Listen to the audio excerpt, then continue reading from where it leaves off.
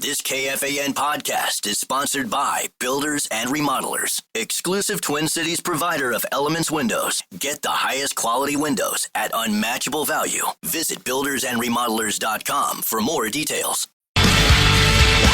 Oh, man, I'll tell you what, with a montage like that, 10 and B, I would use one of my three. Well, the first wish from the genie's lamp would be 3 more wishes. My second would be that it would be 8:30 Sunday morning. Why do they start the game so early over there? I mean, that is weird. That means the Do players they have like an afternoon siesta over there or something? I don't know. The players got to get up at like 2:30 in the morning to get ready for an 8:30 start. It's just bizarre to me, but you said we'd played the song once before. I don't recall it. Just getting warmed up. I think we played it last year. Just getting started. Because we are just getting warmed up. Especially with Carson at the helm, yeah? It takes a few games to really start to feel it. You even heard the coach at Tennessee.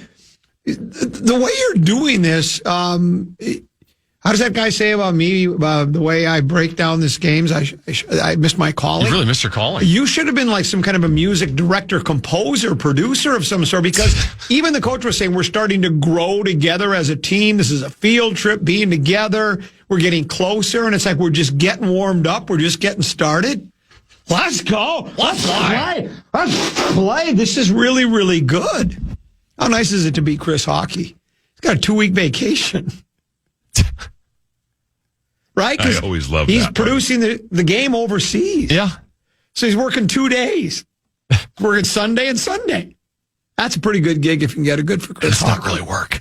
Yeah, and it's not even really work, that's for sure. I'll tell you what, there's a lot to get to today. Now, a closed circuit to the listener, maybe ex-listener now, that sent Chad Abbott, who resides in the coroner's office, a complaint. You know, we take them all: complaints, compliments, concerns, comments, and questions. We take the 5 C's.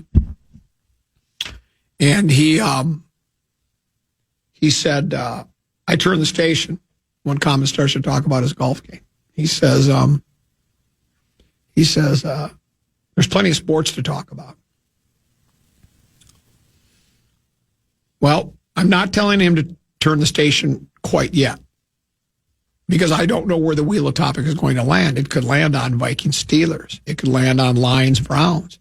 It could land on Packers. Who are they playing again? Dallas. Dallas, yeah, Sunday night. And Bears. Who do they play?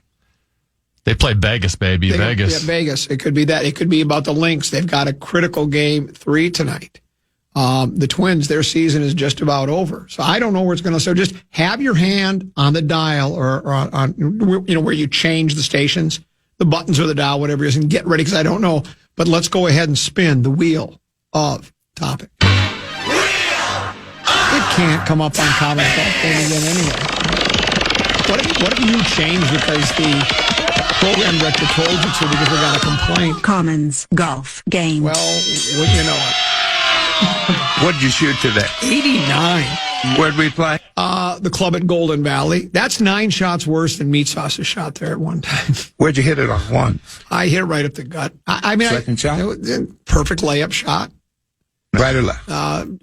Almost right up the middle. How far from the green were you? No, I guess I was in the left rough. I take that back. I had a 9-iron in my hand. Then what? Wedge in my hand. I hit it on the green and 2-putted. Then what? Made a brilliant up and down on 2 from down below, because I had a bad second shot. Then I stuffed one in close. And then you know where it really went wrong for me, Tennessee? A decision I made yesterday at the Royal Club short course. I knew I was going to walk that little 6-hole par 3. So I took my driver, my 2 hybrids out. I put the driver and 1 hybrid back in the bag. I don't know how I missed the other one.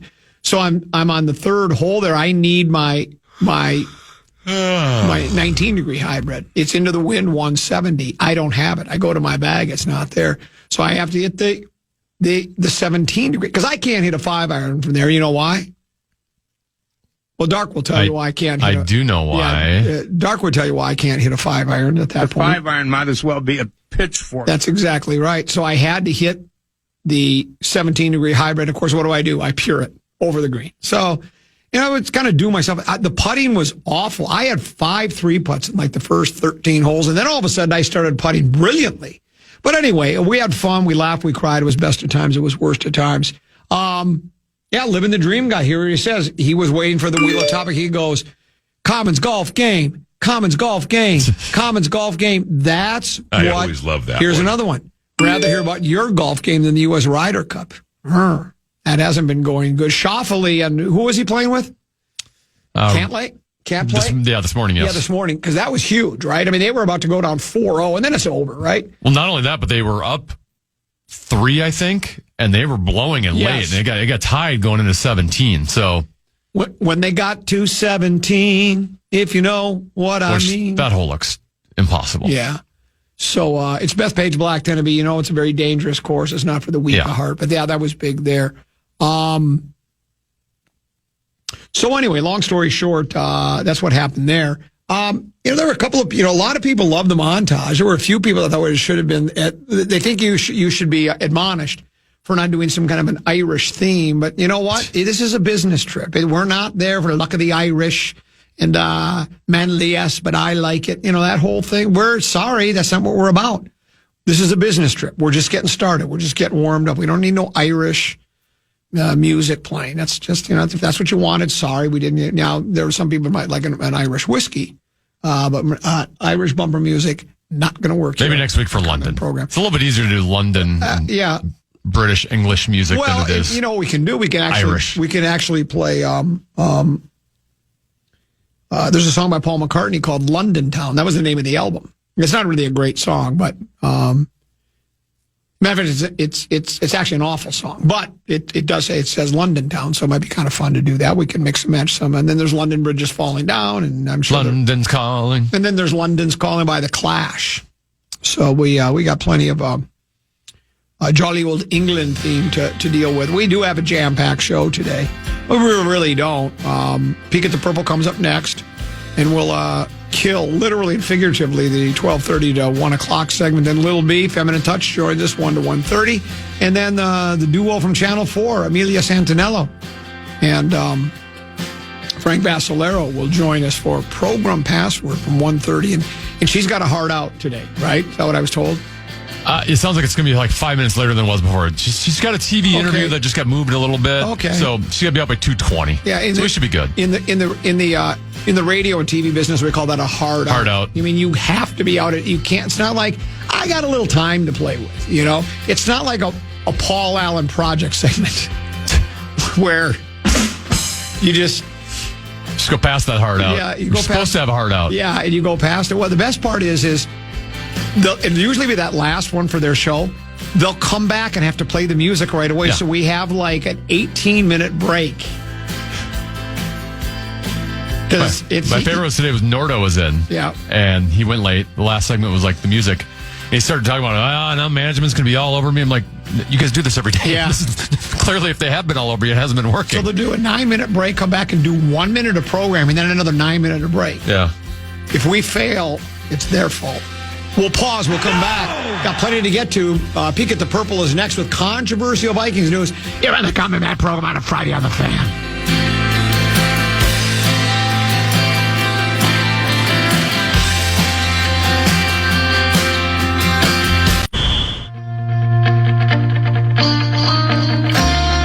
Vegas, baby. The Power Trip Morning Show is headed back to Sin City October 23rd through the 26th, and this time it's Vegas your way. Fly how you want, stay where you want, and party with us at Tom's Watch Bar for a live broadcast, plus 2 football watch parties. Your trip, your rules, but always with the Power Trip. Get the details now at KFAN.com/Vegas.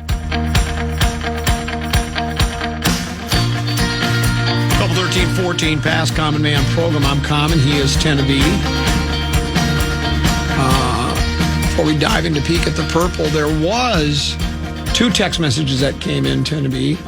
This one says, Common, the 5-hour time difference. That's why it's 8 a.m. start.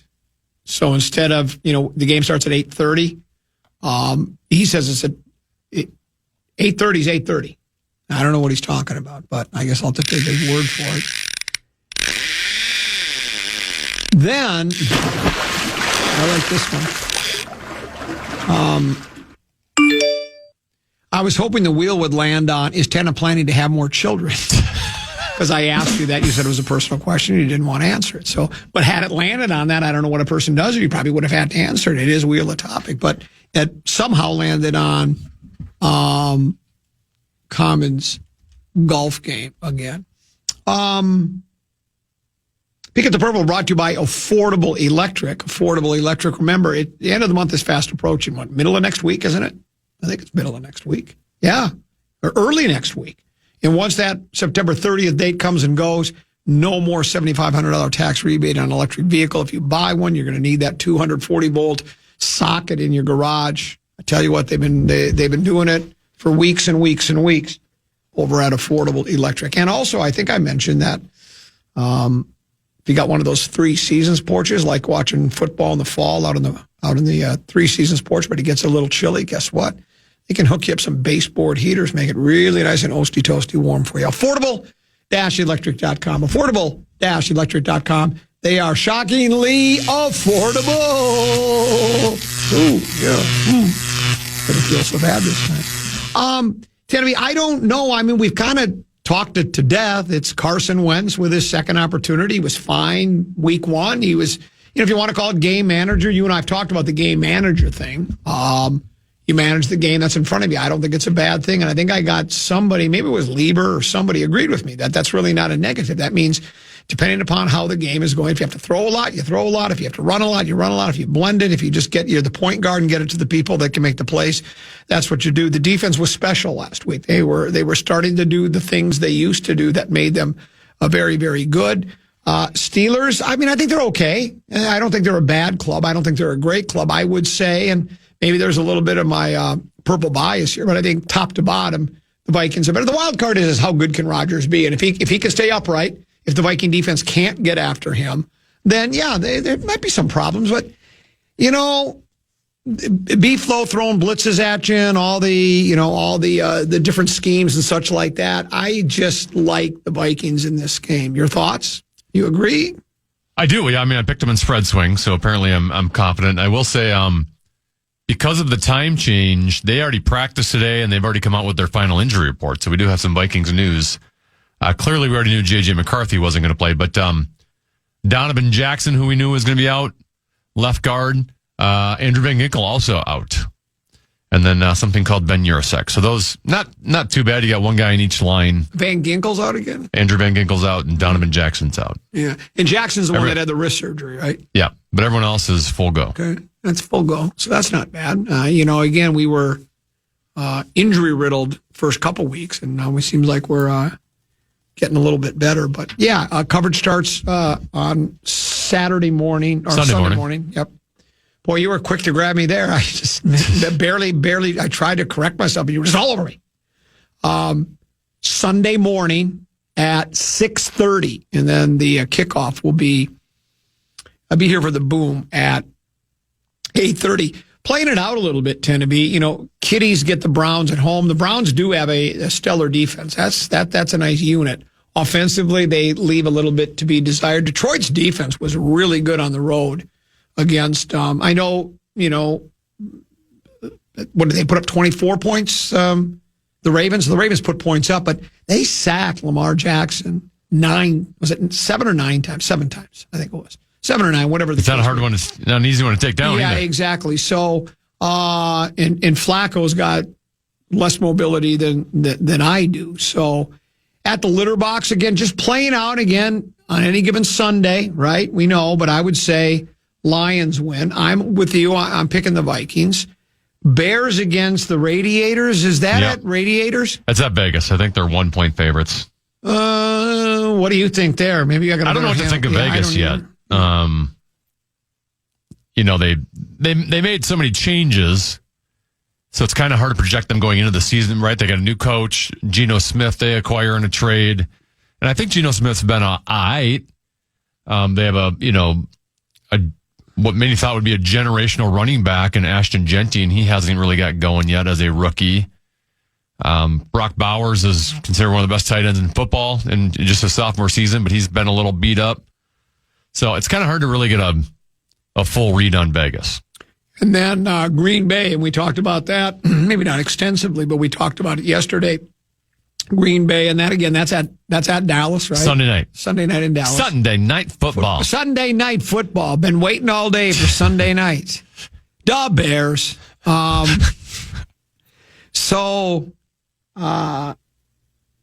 The revenge factor game, you got Kenny Clark, but is he not playing? Is Kenny playing? Is he not playing for Dallas? I thought somebody sent me a text that Kenny Clark wasn't playing, but I don't know that for sure.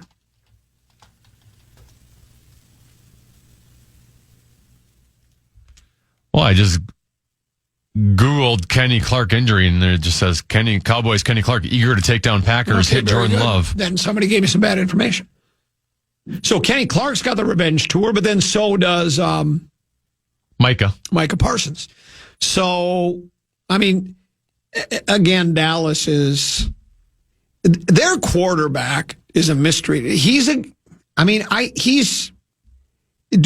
Do you agree with my assessment of him? He's got a lot of talent, but he can lay an egg as well as anybody in pro football when it comes to the quarterback position.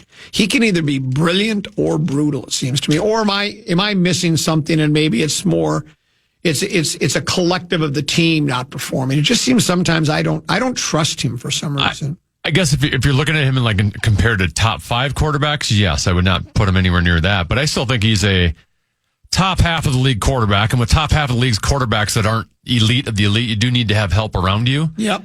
His defense is god awful. I go back to game 1 against Philadelphia. That was a primetime game. I thought he was brilliant in that game, and he just had receivers dropping the balls left and right. The last 2 games, their defense has just been atrocious, and he had to go last game without CeeDee Lamb, his top wide receiver, for most of that game. So in Dallas, Dak is the least of my problems, or least of my worries. I'm not going to act like he's greatness, but I think he's a quality, solid quarterback, but needs a little bit of help, and he's not getting that right now. Yeah. Do you like Green Bay in this game then? I also took them in spread swing. I think they're going to roll Dallas. Sorry, I forget about that. Yeah. I think you said they were going to.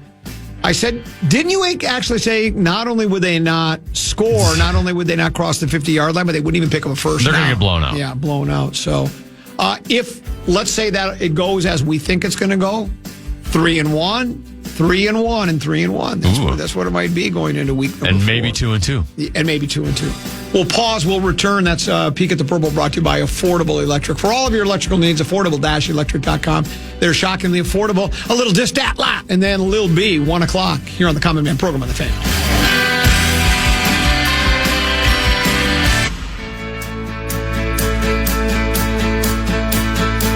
Gear up for a hilarious night when Dane Cook returns to the Island Event Center. See his legendary style of stand-up comedy live at Treasure Island on Friday, October 24th.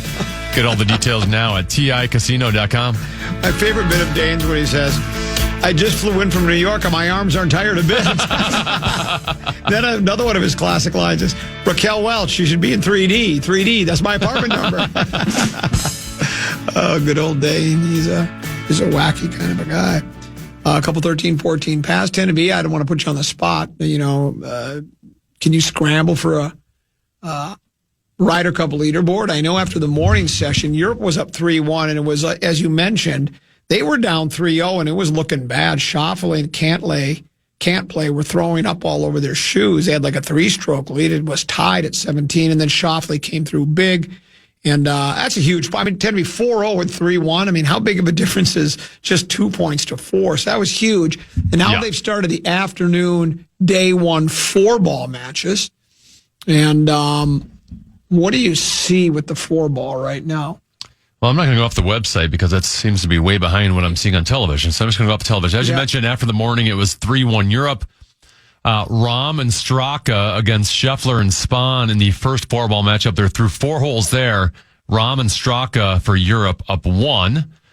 The second matchup is Fleetwood and Rose versus Griffin and DeChambeau. They are through 3, and they are all square. But we do have red very early on the other 2 matchups. Young and Thomas are ahead, 1 up on Aberg and Oberg, excuse me. Okay, and I corrected you right away. Thank you for jumping right all over that. Sure. And then Burns and Cantlay after 1 are up 1 on McIlroy and Lowry. But very, very early on here, just they're on the first 4 holes of the second round. I don't know when the last time they had a PGA event at Bethpage. I know they had, U.S. Open there and et cetera. But I'd forgotten how tough the course really is. Now I know why they have that warning sign at Bethpage Black. That just basically says, look, if Now this isn't what it says, but it's basically saying if you're Teneby or Common, don't play here. Just don't even play here. Just go play the Royal Club 6-hole loop with the par 3. You should be better off there. But it's very difficult. Well, like I said, I was watching the 17th hole of actually that Cantlay-Shoffley match today, where it was all square going into 17, and they were down. Americans were down 3-0 at the time, and that 17th hole is a par 3. And it looks treacherous. Like the green is extremely narrow from a depth standpoint. There's you got to have the exact right club. And if you don't, the entire green is surrounded by sand traps that if you're standing in it, like they're all taller than you. Like they're in deep sand traps. McIlroy just threw in a brilliant shot. Threw in a dart? Yeah, he threw in a dart. You can see it there. Oh, nice. It must be 8 feet? Yeah, 8 feet at most. We'll keep you posted as the afternoon goes on. Sarah McClellan, Teneby, she writes Wild Hockey for the Fish Wrap Factory West Side, and it sounds like before last night's game, they cornered Craig Leipold to ask him about where the contract situation is. There's nothing to gain, everything to lose, is what he said, and that's kind of what sums it all up, right? There's nothing to gain, everything to lose. He mentioned how special a player Kaprizov is and that we'd love to have a player of his caliber on our team. Asked how involved he is in the team's contract talks and signings. He said he's not in the room when Billy Guerin is negotiating, but that obviously he is updated by Guerin. Leipold also believes it's likely the league stars like Kaprizov, Connor McDavid, and Jack Eichel, when they start to re-sign, the first domino will fall, and then the rest will fall into place. And I think that's been one of the theories, right? Is that maybe... That's my theory, yeah. Yeah, that people are... Each side is almost kind of waiting for it. Because we've seen it in pro football, especially with the wide receivers. One wide receiver signs, and he gets, $100 million. The next one signs is $105 million. The next one signs is $110 million. So it goes up in small increments, but everybody kind of wants to be that. And I don't know if it's ego or just money or a combination of both. You want to be the highest paid player at your position or the highest paid player in the league.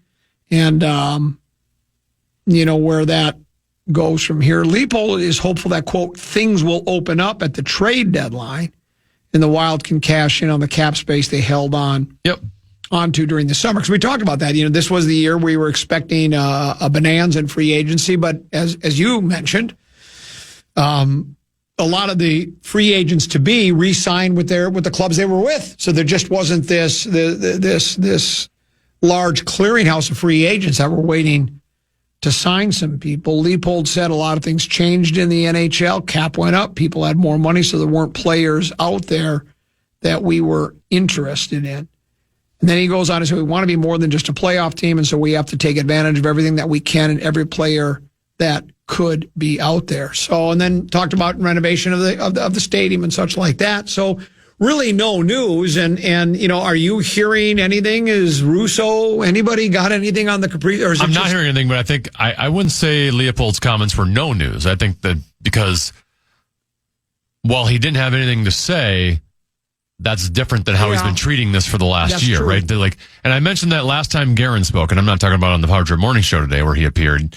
But the previous time, it was a day one of training camp, where Guerin all of a sudden had a completely different tone than he had previously. Yep. And now Leipold has had a different tone last night than he has had previously. Yeah. So that does have to give you a little bit of concern if you're a Wild fan, because these two have both acted like for the last year. It's a done deal. Oh, this is not, we're not worried about this. We want Kirill to be here. We can offer him more money. Yep.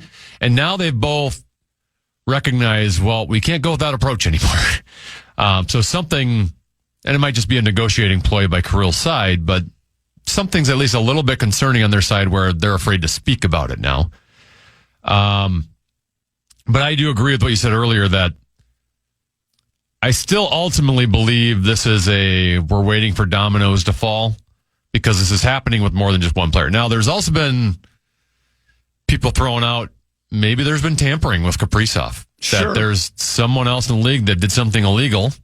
Can't prove it necessarily, but They did something illegal and said, you get to the market, we'll get you more than that $16 million, right? And at this point, if you're the Wild, you can't go that much further than $16 million, especially if they haven't given you a counter. But from all reports, we've heard nothing about a counter offer.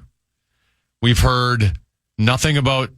I still believe if Kirill didn't want to be here and wanted to go somewhere else, that a trade would be in the works because it makes sense for both sides. It doesn't make sense for Kirill to just play out his contract this year, risk a major injury while leaving $128 million or more on the table. That seems. That doesn't seem smart. That doesn't seem logical to me. That if you didn't want to be here and you wanted to go somewhere else, that you would be in the works of negotiating that deal to get out now. And for the Wild, they would want to do that too. So you're getting something out. You don't want to just lose them to free agency for nothing. Yeah, you're right. They probably would have made a perfectly clear and just said, it would be fair to the team that has already been paying you a salary, and you've been compensated well, and you've been performing, and so you've held up your end of the bargain. But you want to say, hey, let's stop the nonsense. Let's just cut to the chase. I don't want to be here, so why don't we start working on a deal? You can offer me whatever you want, but I just don't feel, for whatever reasons, and I think the reason would be he doesn't think the team can win. I'm not paying as close attention to the National Hockey League generally and specifically the Wild as I once used to, but you tell me what you think as you look at is it 30 or 32 teams in the NHL? 32. 32 teams in the NHL. Where would you say, if they drop the puck today, where we stand, the Wild, where would you put them in that 1 through 32 right now if they drop the opening face-off, the opening face-off for the start of the season? And then I know it's hard to predict because of draft picks and trades, but with their cap money and such like that and younger guys on the team, do you expect this team to make major strides to get into because I don't know if they're top 10 now, if you think they are, and then if they're not, can they get in that top 10, top 5? I mean, you always can, but you know what I'm saying? Does it seem like it's right now trending in that direction? Well, the problem is they probably need to get off to a good start, and you're going to be without Jonas Brodin to start the season. I have no idea what's going on with Matt Zuccarello, but it doesn't sound like he's going to be around start of the season. There's a reason, some people call them the Minnesota Mild instead of the Minnesota Wild. They're not a bad team. They're not elite. Now, could I see a scenario in which, last year when Kaprizov was healthy, they were one of the best teams record-wise in the Western Conference during that stretch, right? So if everything was put together health-wise, and especially the health of your star player, could they be an upper Western Conference team that before the trade deadline, now for the first time ever, they actually have cap space to go out and get what Barrero would call a big knocker and put him on your team and then really make it a contender? That's kind of, if you're going to sell hope, to me, that's the route you're going to go. They are still dependent on young players getting better, and you never really know what the ceiling is of some of those young players. Rossi has apparently put on muscle. Is that going to make a difference? I don't know. I can see Boldy taking another step up. I think he could be. I think he's a star. I think he's got superstar potential in him. Then it's the Booyums and the Yurcheks and the Yurovs, and I think especially in 2025, it's pretty hard to see those guys making big jumps right away just due to the lack of experience in the National Hockey League. But a year or two down the road, maybe you got something there. So. The NFL or the NHL, all these teams are so close that, an injury here, everyone healthy here can make a big difference in terms of where you sit in the standings. Somebody sent a text message that says, where is Eric Sinek? I didn't see him in the game last night. Is that true? Did he not play? Well, they didn't play all their starters. Okay. Okay. They're preseason games, so they play. Okay. Now, their top line played last night. Kaprizov, Boldy, and Rossi. Rossi scored twice. Okay. Boldy made basically great passes on both of them to set them up. All right. But they did not have their entire NHL lineup in. No, but the other Eric Sinek's entire line did not play. The other option, I guess, or possibility that we didn't mention here is maybe Kaprizov. And we've talked about it earlier. You brought this up earlier. A week or so ago, or in the last week or two, when we've talked about the Kaprizov situation. He might only want a 3-4 year deal, not an 8-year deal, right? That's always a possibility. Sure. Right? And that could I think the Wild would do that. You think they would? So that I don't know why they would. I mean, that wouldn't be a sticking point. Then you think that wouldn't be right now what's keeping these two teams apart? I don't think so. I mean, the last time the Wild wanted to sign him to 8 years, and he signed for 5, and they came to an agreement. Okay. 3-4 years from a Wild standpoint. I think it's best for the team, to be honest with you. Well, yeah. I mean, you in case he does continue to have hip issues, right?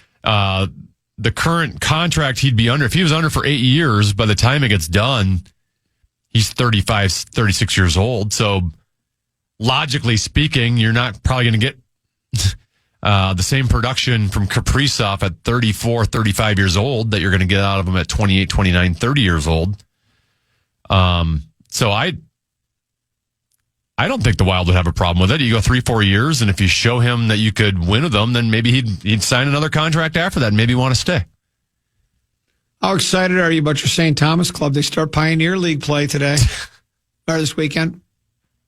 You following that club? I haven't followed them a whole lot so far, but all right, well, how have they been doing? I don't know. I know they had that one big win over the it's team. Your alma mater, not mine.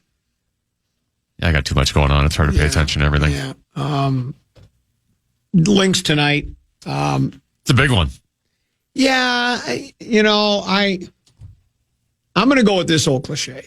The Lynx have been the better team. They've been the best team in the WNBA for almost the entire year, right? I mean, if you think if you ask people that really follow, they go, oh, yeah, they've been. So I know they had a nice lead. They fell apart late in the game. I think that happens. I mean, it's unfortunate that it happens in a playoff game. You'd rather see that happen during just a not necessarily meaningless regular season game, but you know how the regular season goes. You're going to win some, you're going to lose some. You hope you win more than you lose, so you get in postseason play, which the Lynx were able to accomplish. But if I were a betting man, and I'm not, except with Rosen, I would pick the Lynx to win tonight in return to form. Would you, or are you a bit concerned going into tonight's pivotal Game 3? I'd like to think that they've got the moxie to be able to handle a punch to the gut and be able to respond accordingly the next game. I mean, they haven't gone through stretches all season long, right? And it's not like they've been on too many 2-3 game losing streaks, right? They've been able to handle adversity. And for most of Game 3, they were in control, but clearly, this is going to be a tough series. I mean, it's not supposed to be easy. It's supposed to be challenging when you get to the semifinals of a professional league. The other team is not just going to lay over for you. So, but you also got to think on Phoenix's side that they're feeling pretty good about themselves with the momentum they've carried into this game, because I'm sure there was a stretch in the third quarter the other night where they thought, down 2-0 in this series, this is going to be extremely challenging to come back in this one. And all of a sudden they got a lot of life. You want a wet blanket Wednesday on a phone it in Friday? Yeah. This text messenger from the 320 says, Wild have a bottom third of the league goalie pair. Wild have a bottom quarter of the league defensive group. Wild are no closer to winning a cup now than they were 25 years ago before the expansion draft. Sounds like he's a little down on the club. I mean, their goaltender last year was not bottom third in the league. In fact, he was probably top third of the league. So I'm not ready to say they have a bottom third pairing now. I get your second goaltender in Volstead there's still huge question marks on him because he had a bad season last year in Iowa. But he was very, very highly thought of and at least performed well in the preseason game the other day. I'm also not convinced that their defensive group is bottom quarter, bottom 25. I don't believe that at all. If you want to argue their offensive depth or their bottom 6 at the forward positions towards the bottom, I would recognize that. But the Wild's D when healthy. Now that's right. I mean, they're not going to have Brodin to start. Yeah. So they do have question marks when they're not healthy, but when they are all in the lineup and all healthy together, that I would actually argue it's the opposite, that they are top quarter defensive grouping. Very good. And then lastly, before we take a break and bring Lil B in, I don't know what to make of the Gopher football team. I really don't. They won the first 2 games, which we expected. If you remember, after those first 2 games, they had some of the best, statistically, they had the best defense in major college football. And, as and I'm sure we're not the only ones that noticed this, tend to be, but the competition was lacking. And then we saw what happened. They played Cal, and I don't necessarily think the defense was bad, but they didn't perform like the best defense in college football. Because they played a functional offense. Right. I don't know enough about Rutgers other than they have Callie McManus. Their coach is the guy. PJ falls all over himself to praise. It's Schiano. Is that the guy, Schiano? Yep. Because did he work under Schiano? Isn't that the story? I think he was an assistant for Schiano. So he loves Schiano, thinks he's got a great program, this, that.